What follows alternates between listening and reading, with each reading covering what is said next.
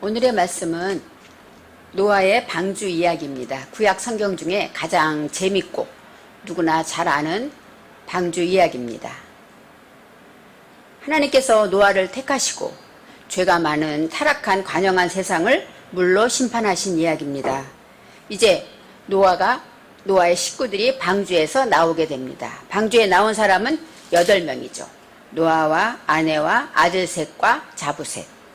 그때부터 다시 이제 아담부터 시작된 계보가 다시 노아로부터 새롭게 시작되고 있습니다. 어떻게 생각해보면 우리가 아담의 후손이다 하지만 노아의 후손일 수도 있어요. 성경적으로 따져보면. 그처럼 역사적인 사건이고 노아의 방주 이야기는 우리에게 시사하는 바가 많이 있습니다. 첫째, 노아라는 것은 노아흐인데 안위자, 쉼을 주는 자가 됩니다. 그래서 우리가 하나님을 믿고 하나님의 말씀의 가치를 인정하게 되면 우리가 어디에 있든지 문제가 오든지 안식을 누릴 수가 있습니다. 그래서 이 노아는 안위자란 뜻이고, 그 다음에 노아가 방주에서 나와서 가장 먼저 한 일은 번제를 드렸다. 성경에 나와 있어요. 이 번제는 예배를 드리는 것인데 노아는 가장 먼저 회개의 예물을 드렸을 것입니다. 왜요? 나도 죽을 수밖에 없었는데 여기 지금 흔적도 없게 사라진 그 많은 이웃에 있던 사람들, 그런 사람들이 이제는 흔적이 없잖아요. 그렇게 죽을 수밖에 없었는데 나를 살리신 하나님께 감사하면서 나의 죄를 고백하는 그런 번제를 드리게 됩니다. 그럴 때 하나님께서 그 예물을 받으시고 번제의 향기를 흠양하신 다음에 다시는 물로 심판하지 않겠다 하고 약속을 하시죠. 그래서 지난 강의에서 우리가 구름 사이의 무지개에 대해서 생각해 보았습니다. 무지개라는 것, 우리가 어릴 때부터 낭만이 있죠. 7빛깔 무지개 해서 어릴 때는 공기가 맑아서 그런지 비 오면 무지개를 많이 봤습니다. 근데 언제부턴가 무지개 보기가 힘들죠. 가끔 사진에 올라오는 무지개를 보면서 옛날을 추억하기도 합니다. 이 무지개가 히브리어로 말하면은 캐쇼트라고 해요. 캐쇼트. 카샤트라는 것은 무슨 뜻이냐? 화살, 황, 그 다음에 활, 그 다음에 궁술가. 요즘 올림픽 때 우리가 양궁으로 금메달 많이 땄잖아요.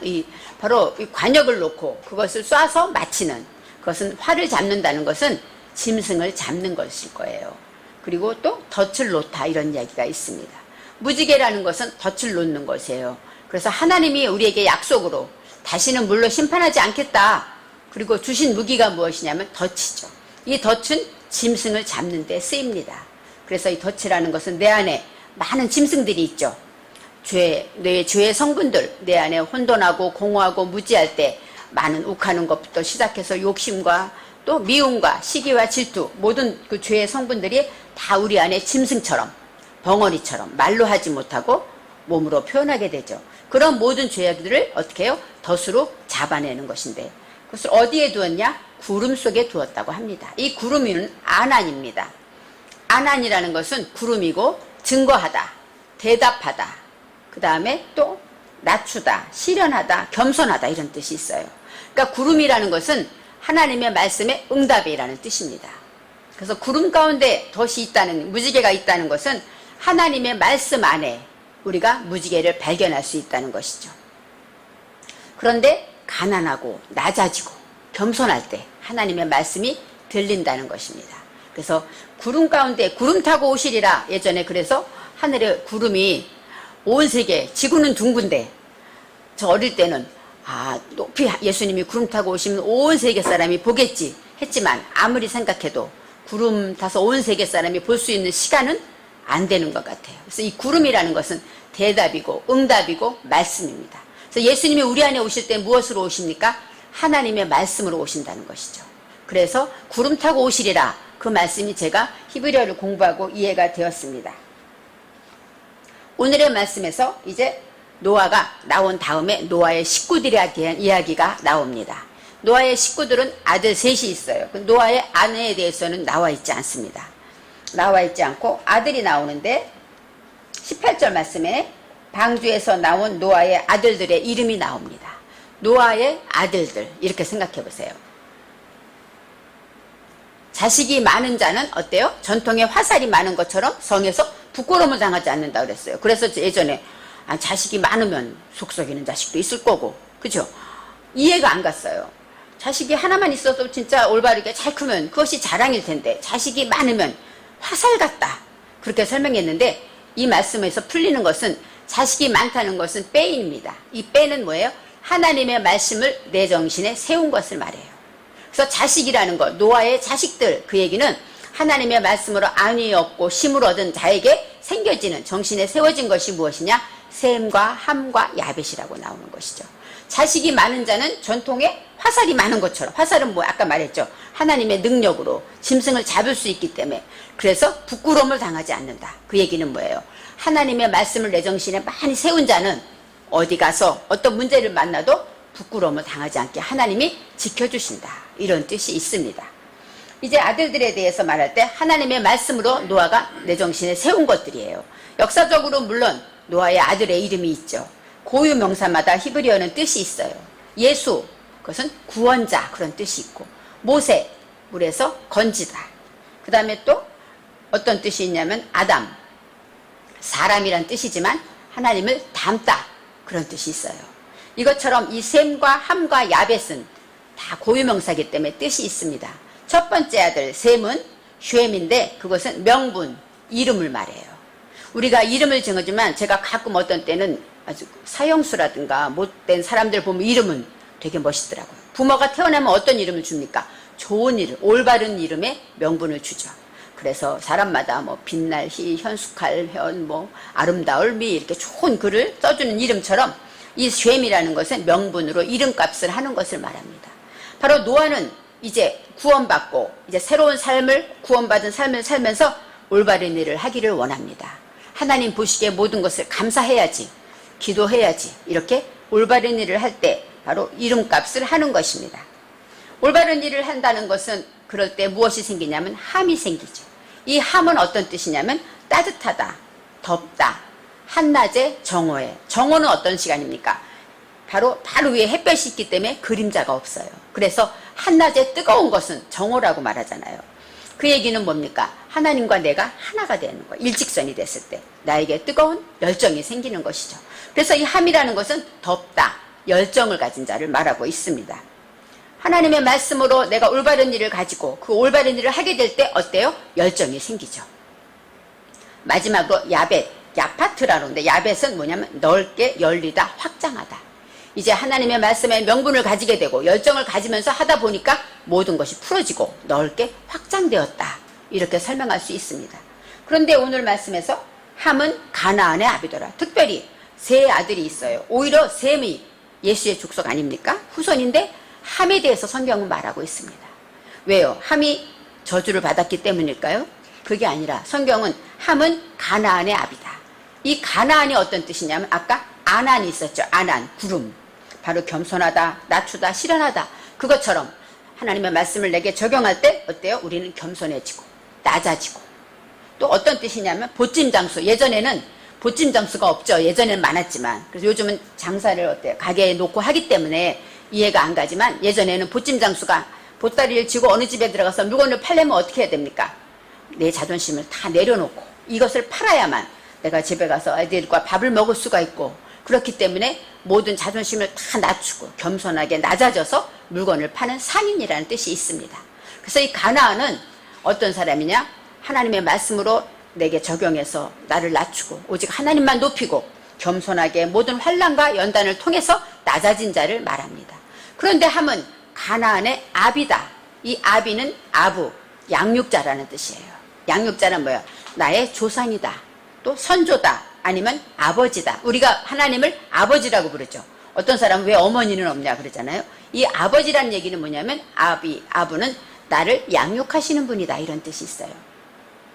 그래서 하나님은 나를 지금도 양육하고 계시죠. 환난을 통해서 또 기쁨을 통해서 말씀을 통해서 항상 우리를 사건을 통해서 양육하고 계시잖아요. 그래서 이 가나안의 아비라는 얘기, 함이 어디서 나왔냐? 가나안에서 나온 거예요. 가나안의 그 염려와 근심과 고통과 낮춰지는 그 모든 것을 양육받은 자가 바로 함이라는 것입니다.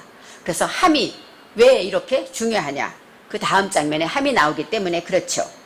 그래서 우리가 선한 일을 하게 될 때 열정이 생기고 그것으로 다음에 뜨거운 열정으로 인하여 확장되고 전파되고 이제 널리 전하게 되는 것입니다. 19절 말씀에 노아의 세 아들로부터 사람들이 온 땅에 퍼지니라. 그렇게 말하면 이 세 아들 때문에 이제 새로운 인류가 시작되었다고 말할 수 있어요.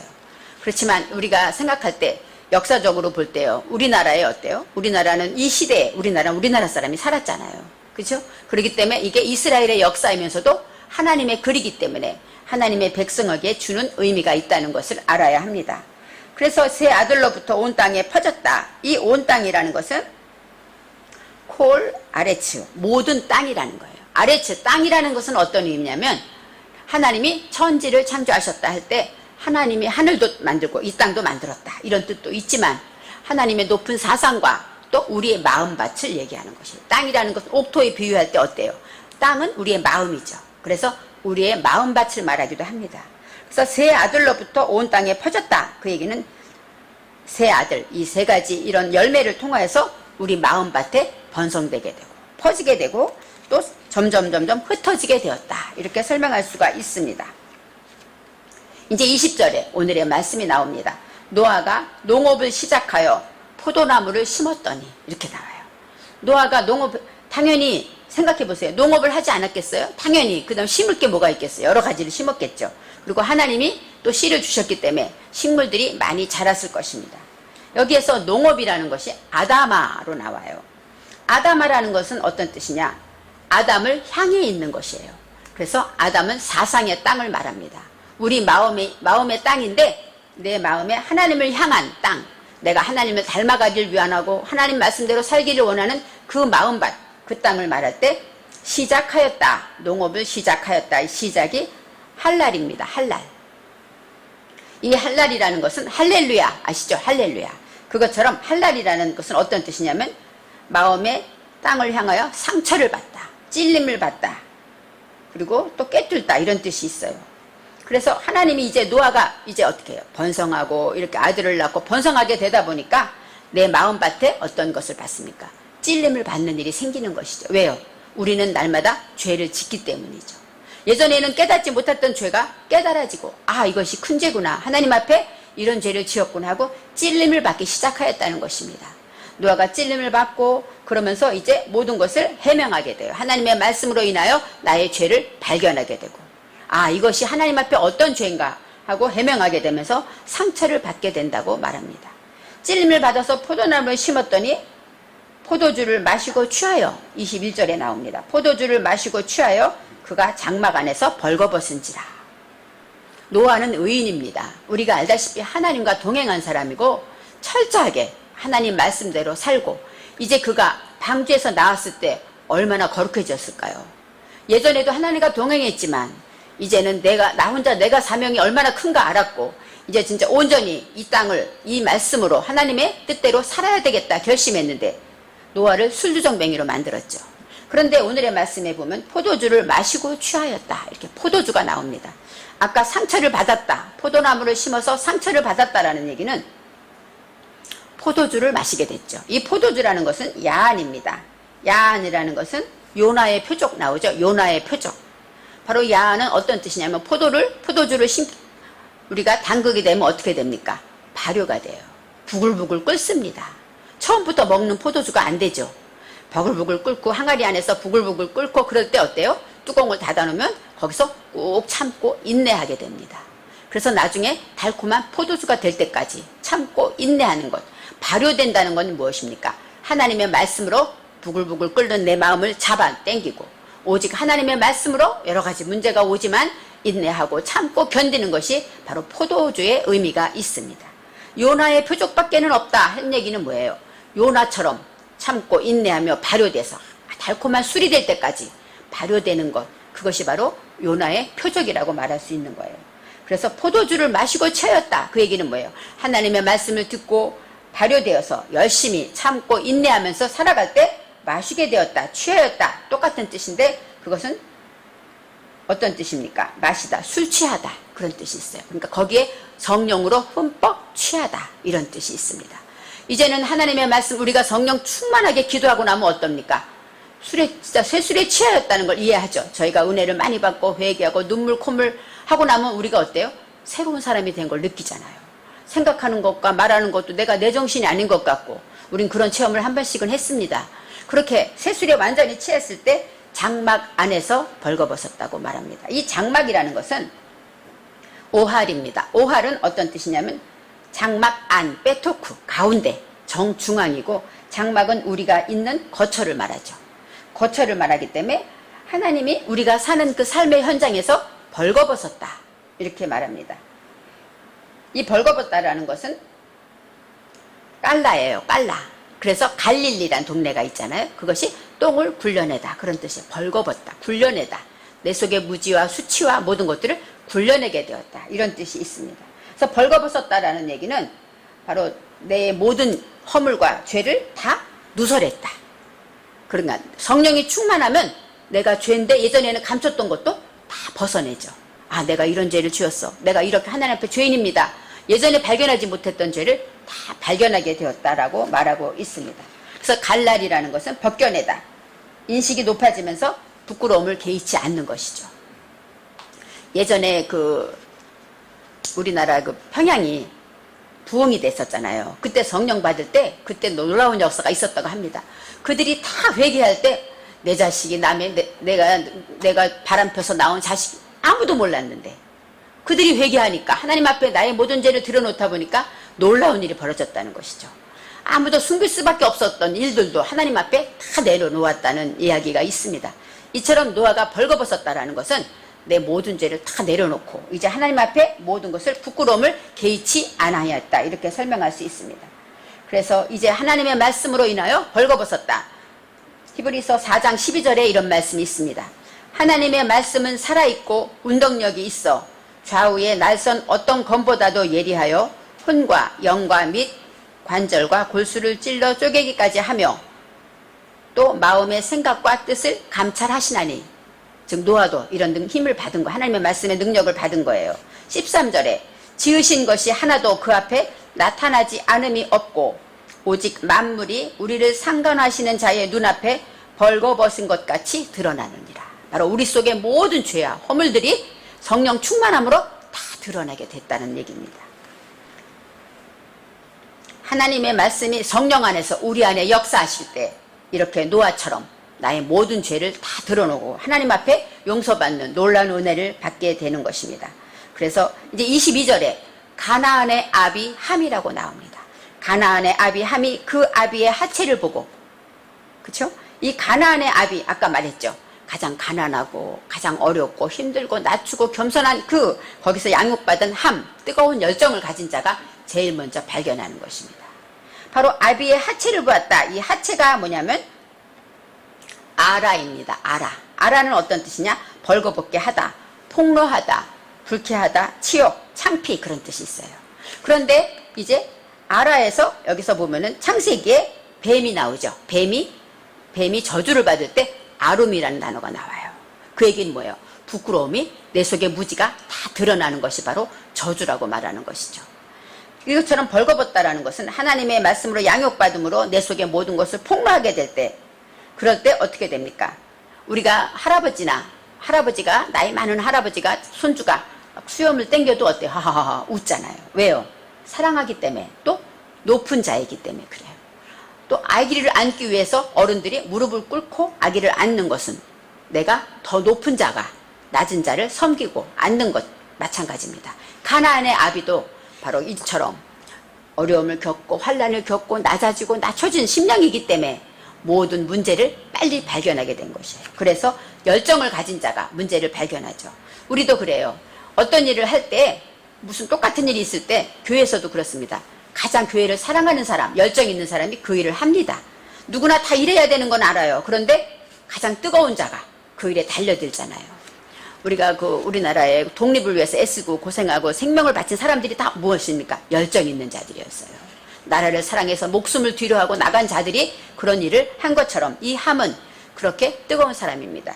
그래서 열정을 가지고 이제 22절에 밖으로 나가서 그의 두 형제에게 알렸다, 이렇게 나와요. 알리다가 명백히, 네게드 해서 명백히 증거하다, 알리다, 선언하다, 발표하다, 이런 뜻이 있습니다. 이제는 함처럼 뜨거운 열정을 가진 자가 아버지가 이제 어때요? 벌거벗었다. 하나님의 말씀으로 폭로하고 나의 모든 죄를 그렇게 하게 될 때 뜨거운 열정을 가진 자가 형제에게 선언하는 것이에요. 그래서 형제들도 하나님의 말씀으로 뜨거워지고 열정으로 이제 완전히 번성되기를 바랐다는 것입니다. 하나님의 말씀을 보면 영적인 글이라고 말했어요. 내게 주시는 말씀입니다. 저와 여러분에게는 노아도 되고 셈도 있고 함도 있고 야벳도 있습니다. 그래서 이 모든 우리 안에 있는 이런 성분들이 이러한 말씀에 하나님의 말씀을 가지고 있는 그 열매들을 통해서 우리가 일을 하는 것입니다. 날마다 살아나는 것입니다. 하나님이 선택한 이 노아의 이 의로운 의인을 술주정뱅이를 만들고 부끄러운 음란으로 해석한 것을 볼 때 성경에서는 이렇게 나오지 않아요. 농사를 지었다 할 때 농사도 아다마 이 한 단어만 나오는 것이지 그렇게 나오지 않습니다. 그래서 원어 성경을 통해서 다시 한번 말씀을 찾게 되는 것이에요. 그래서 어떤 사람들이 그러죠. 흑인들을 나중에 종이 돼서 다 무시하고 저건 함의 족속이다 이렇게 말했다고 하잖아요. 그렇게 생각하면서 온 나라의 모든 전쟁의 원인이 여기서 벌어집니다. 십자군 전쟁이나 모든 전쟁들이 어때요? 성경을 옳게 이해하지 못할 때 전쟁이 벌어지는 거예요. 이 함은 그렇게 뜨겁게 열정을 가진 내 안에 하나님을 사랑하는 뜨거운 열정을 가진 그런 모습이 바로 함의 모습입니다. 이 뜨거운 열정 있는 자가 먼저 발견했다. 그 얘기는 바로 우리 KCN과 또 연결이 돼요. 이 KCN은 뭐예요? 한국 기독뉴스잖아요. 하나님의 복음을 이 땅에 전하는 협회입니다. 그런 사람은 어떤 사람이 할까요? 방송을 통해서 하는데 열정 있는 자가 하는 것이에요. 뜨거운 열정, 이 나라와 이 민족을 위해서 이 복음을 전해야지 하는 열정이 있을 때 제가 보면 우리 장로님도 새벽에도 밤에도 시야 때 없이 한반도 목사님도 막 시야 때 없이 편집하고 올리는 걸 보면서 참 대단하다. 왜요? 복음에 대한 열정이 있기 때문입니다. 그리고 요즘 같은 코로나 시대에 이 나라 정말로 한국계 어려운 시대 아닙니까? 이럴 때 진실을 밝히고 전하고 어떤 해가 온다 할지라도 복음을 전하기를 원하고 진정한 예배를 위해서 헌신하는 것, 이 모든 것이 바로 열정이 있을 때 이루어지는 것입니다. 이 어려운 코로나의 이런 시대에서 방송의 사명이 무척 큽니다. 방송을 통해서 많은 사람들이 진실을 알게 되고 또 온 세상의 온 나라의 교회의 형편을 알게 되기 때문에 저부터도 기도하게 됩니다. 이처럼 함처럼 올바른 명분을 가질 때 주의 복음을 증거해야지 우리나라 이 민족의 하나님의 말씀을 증거해야지 하는 명분이 있기 때문에 방송이 생긴 것이고 그 방송을 통해 뜨거운 열정을 가지고 할 때 구독자들이 막 늘어나는 것을 볼 때 그 열정에 하나님이 보답해 주시는 것 같아요. 그래서 구독자가 늘어나고 또 이 말씀이 널리 야페트 퍼지고 전파되게 되는 것입니다. 그래서 함의 열정을 통해서 형제에게 전파하는 것처럼 이것이 바로 방송의 일입니다. 이 큰 사명을 가진 우리 KCN들이 하나님의 말씀처럼 확장되듯이 뜨겁게 기도하는 것처럼 소원들이 이루어지기를 바랍니다. KCN을 통하여서 이 나라 이 민족의 한국교회가 살아나길 원하고 또 우리의 진실, 우리의 열정이 전파되어서 구독자도 많이 늘어나서 정말로 우리가 원하지 않았던 것까지 다 누릴 수 있는 KCN이 되기를 바랍니다. 화평방송 구독, 좋아요 부탁드립니다. 감사합니다.